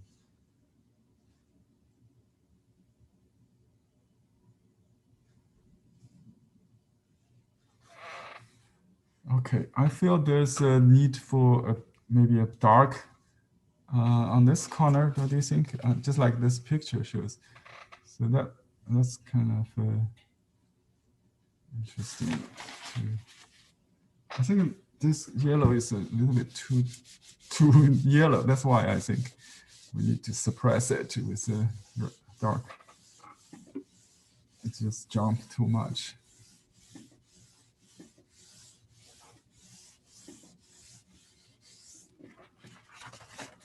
Yeah, it's on the back. I think it's faded. It faded as I expected, because it's on the back, so it should not so intense. It's a very light yellow. It's almost white. Okay. So I may add a little rock, but it will be. Let's see. You can use water to test it. See that if that, or just some trees. Maybe just some pine tree. Okay, let's just try.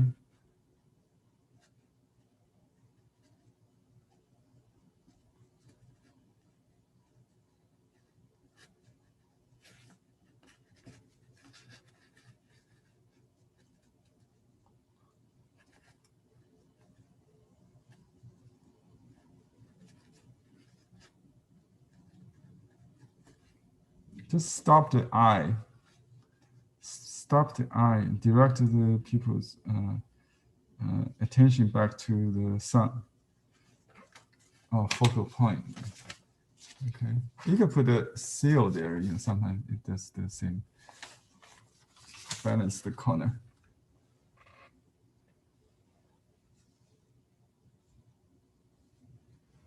And if you like it, just iron it. It's still evolving otherwise. Oops, it's pretty light. That's okay. I like it because yeah, it shows different distance from this. This is more solid and firm or hard edge. This is softer. Yeah. So can you see the whole picture here? Can you show you the whole picture?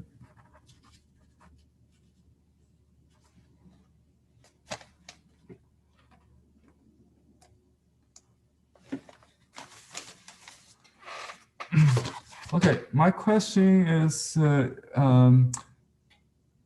what other artists you're interested in, or should we learn more of one artist like Baoshi in our class? So you can, if you're interested in contemporary artists. How about Baoshi? Baoshi is more of a I can teach a flower and birds painter. Yeah, we can certainly learn his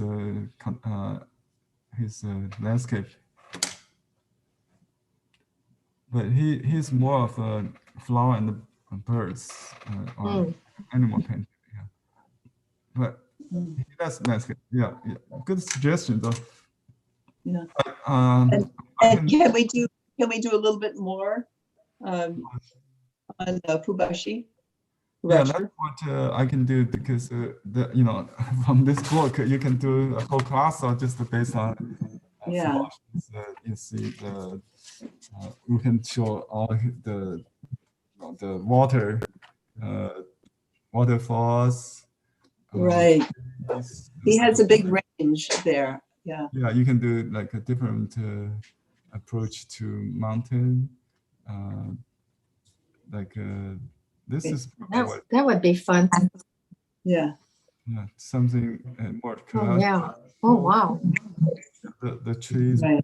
He also does a contemporary landscape with street scenes. This is a river. Okay, river. That's all his work. But we also have the illustration, the steps by this scholar. So this is yeah, this is probably raining landscape. That would be great because I know he's a master of rain. So it would be good to do. He's master of rain. He's master of sunset, sunshine. Nobody like him good in the history. Water in the sea would be nice as well. Yeah, we also have artists in other regions of China who contributed to the revolutionary, realistic, or surrealism, socialist realism, whatever you call it, landscape. Like Chang'an School, we have Shilu, and Shanghai School masters. Also, the Nanjing masters associated with Fubashi. We talked about the Yaming, Chen Songye, the rock and the pine. Mhm. We also, I have personal learned also from Song Wenzhi. He's a very good master in this kind of style, and also Wei Zixi. And we took a lesson from his daughter before, autumn foliage. Yeah, so we can do more of Nanjing School, and also my own Huangshan. He's was the associate professor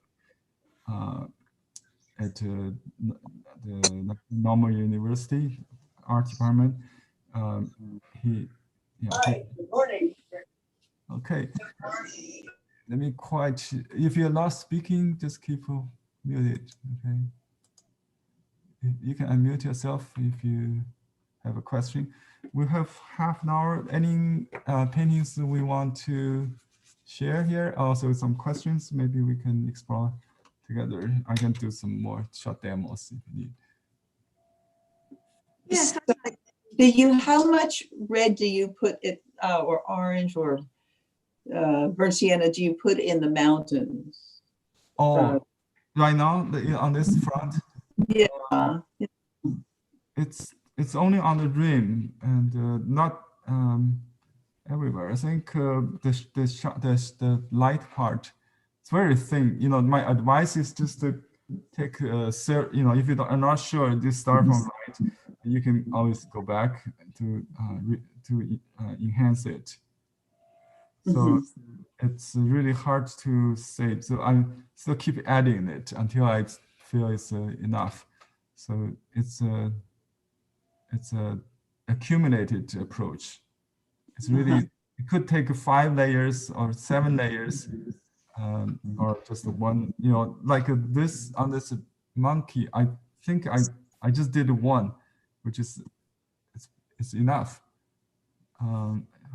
So, well, I don't know why it has this tail. Anyway, interesting. Okay. And also, is it possible to do a little bit more on Cheng Daishan? I think we already have. We'll give room for other artists maybe. Oh, okay. We're not short of. I have a long list. Right. Yeah, I have a long list. I think last time we talked about, yeah, there's some Shanghai school masters also I like. Also, there are four old masters. They're kind of underground during the first few decades of the PRC, and they painted along the classical lines and become very famous in the 80s. Rediscovered, they're really good masters. Great. Yeah, I think if you want contemporary artists doing classical landscape, we can do them. And they also use pouring ink technique, different than Zhang Tian's. So we can learn more pouring ink, if you like, the abstract landscape, but with That'd different. be great. Yeah. So yeah, basically, maybe we just keep going to other artists, not instead of. After this class, we can consider just to study one style landscape, like the Fubashi. We can open like 10 classes, maybe 8. Just Yeah. study Fubashi of Qibaishi or some Qibaishi flowers, whatever. So let's finish the survey maybe first. Then we will do the focused, specialized study maybe. Sounds good. Okay. Yeah, you can make suggestions in the discussion. Maybe we can start to share. Oh, by the way, if you have missed the library class, I did do at least two artists who choose on our list, namely Wu Guanzhong. Wu Guanzhong, who does the Water Village. Also, another artist from Canton school, Cantonese school called Hao Nian. We did the Grand Canyon. Have you watched this? So I will skip Hao Nian probably. Hao Nian certainly was on my list, the Cantonese school, but I did a good class with the library, in the library system. So you can, I have already included in the discussion forum. I added the link there, the reference there. So you can do a Grand Canyon, like this is pretty much like Ohania because of the color. Fubaoshi usually don't make this so colorful. So his raining landscape is probably more typical. Oh, I added too much here. You can just keep adding, adding and adding. So if it's too much, just go back to blue. Just change it back. So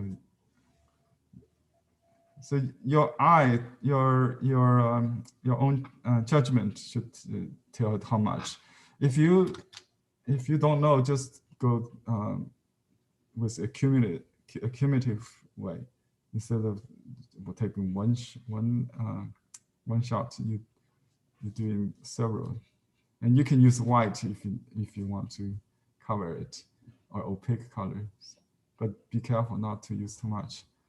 Football should use Olin as a resist in rainforest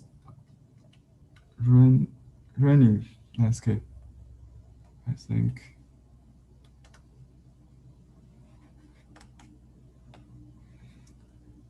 Anyway, but I can do some.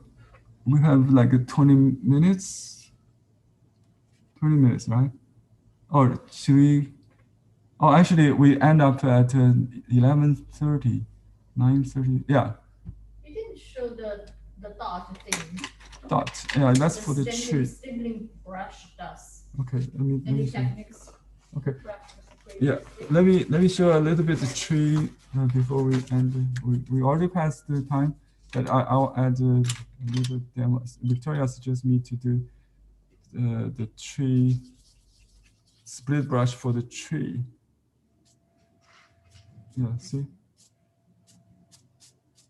So you add the brush stroke in various directions. You could create this the variety, you know. So not just go straight down and up. You have a kicking, and then sometimes you can make a little turn or something.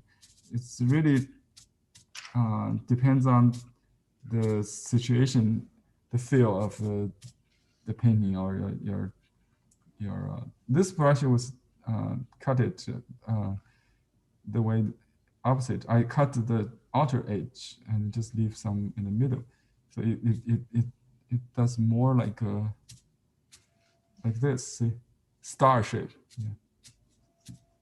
And if we use this brand new brush, it's designed for making rounded dots, stippling brush. That's the difference. And you make it. You have to train the brush to do the things you want.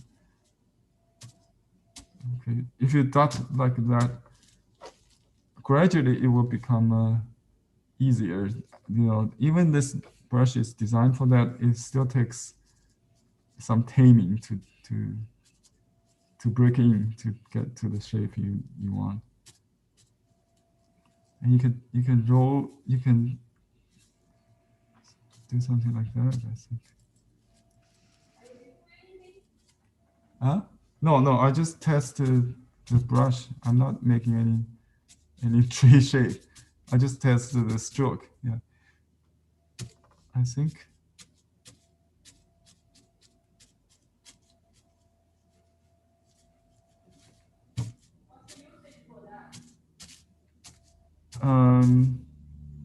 They said it's for the tree to making the. Huh?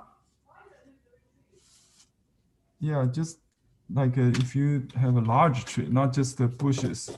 So when you have a tree shape, let me show you. You can draw the tree with the umber or brown first and then outline. I think that's how we do the tree trunk in Huangshan style.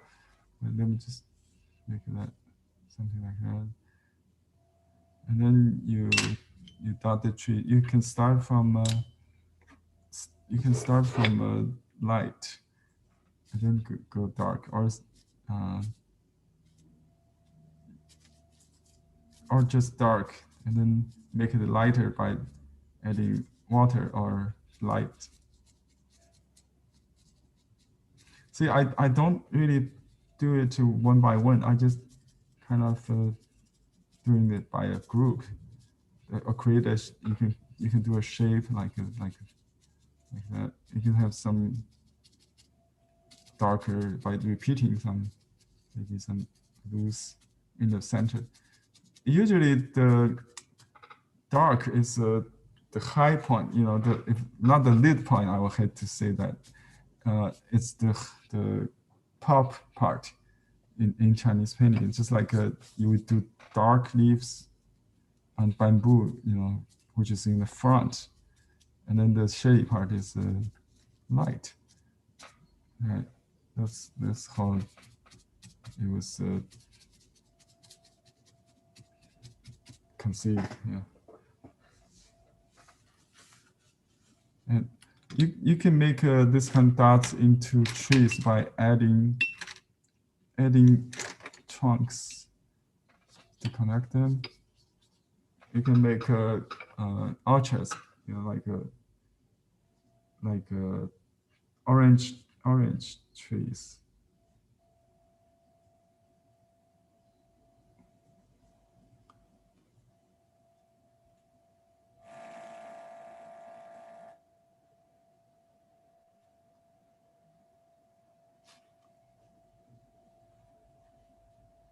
Fu Baoshi has one painting called 芙蓉国里今朝. He painted art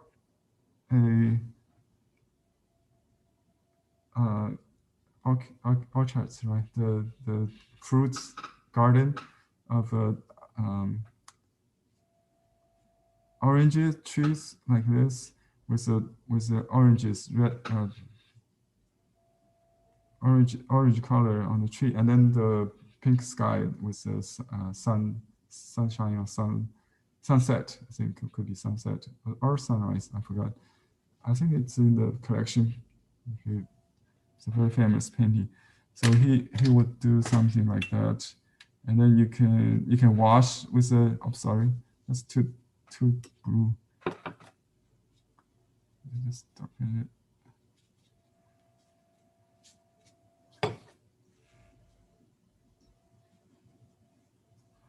Yeah, usually it takes many layers, but I just show you a general idea. And you can use some white color to enhance the trunk with the, if you want on the back of the paper. But now you can see it. You can also use use brown color to just highlight, suggest the color of the trunk. And then you can use opaque color on the dark foliage for oranges. I have a painting by my teacher in my class. I think it's number 10, number 9 or number 10. Number 10, I think. It has that painting. So it has to be dried, I think. You just do something like this.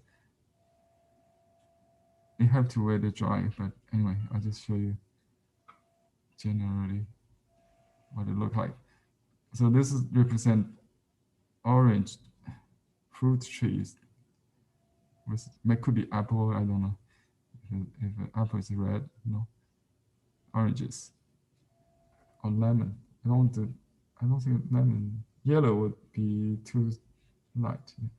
So this should be very, very thick, almost right from the tube. So it covers the dark. Yeah, that's the kind of Fu Baoshi style orange tree.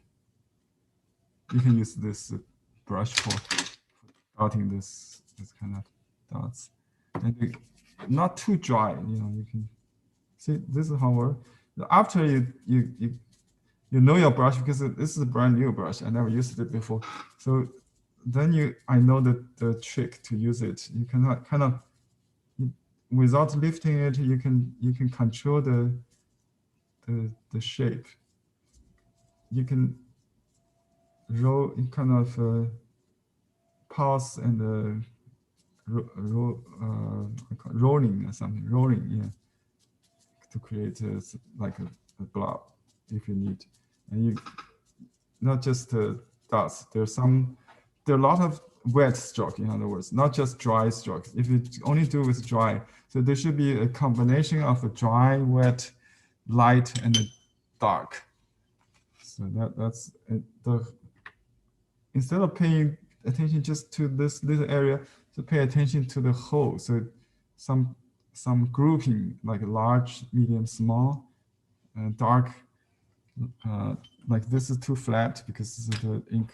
I didn't really pay attention on the ink, but naturally you'll get, if you start from pure ink, it gets dry. You just add water. It will do the second layer, the background. So it become gradated.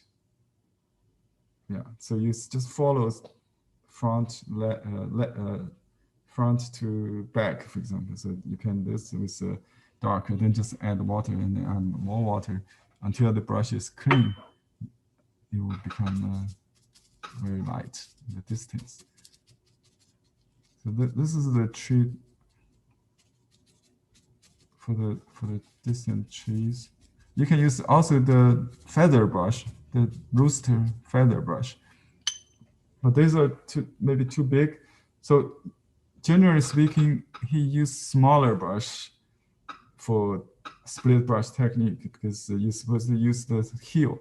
So we do have two large brush like this. It will probably too large, but if you paint a full-size painting or the painting behind me, like Mr. Xu Shan did, that's on half page. Let me show you his stroke, maybe a little bit close up. That kind of texture. He used a brand new brush. Actually.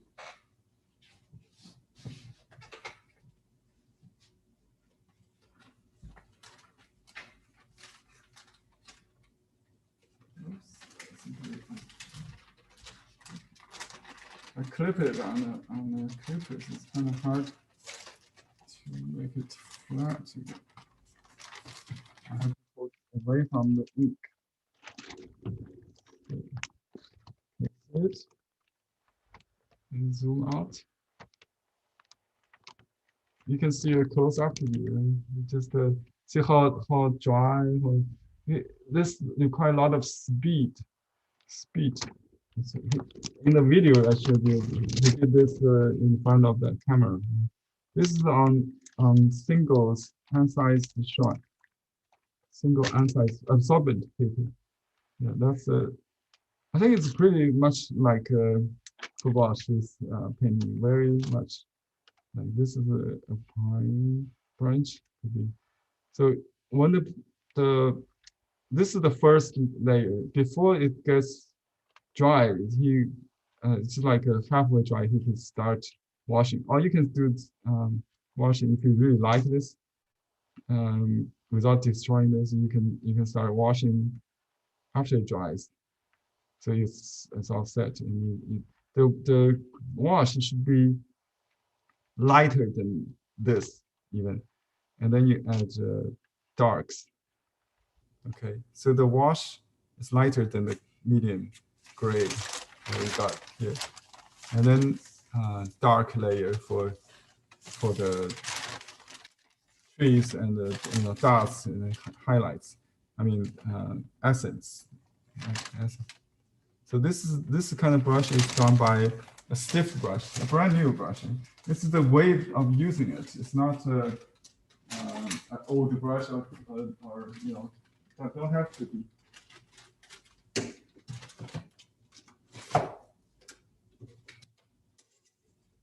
Okay, I think we are almost half an hour past. If you have further questions, just post it to the forum and show me your homework of this practice. Okay, I will do critique in the regular class site, ChineseBrushPainting.ning.com. For those who are watching on YouTube, I encourage you to subscribe to our regular class. You'll get all the materials, handouts, and critique from me. I'll see you next time. I'll send you the materials, handouts over the weekend maybe. So we'll see which one we'll do. Thanks for joining me again. Happy painting, everybody. Thank you so much, Henry.